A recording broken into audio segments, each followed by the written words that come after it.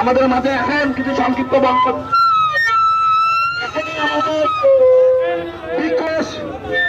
সমাপ্ত ঘোষণা করবেন চেম্বার অফ কমার্স অ্যান্ড ইন্ডাস্ট্রিজের সম্মানিত সভাপতি জনাব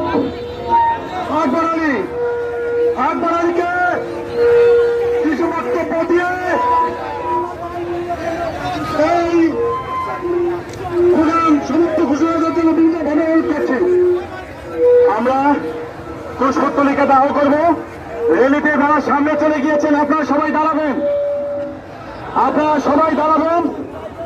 আমরা আমাদের আজকের এই বিক্ষোভ কর্মসূচি এখানে সমাপ্ত ঘোষণা করব।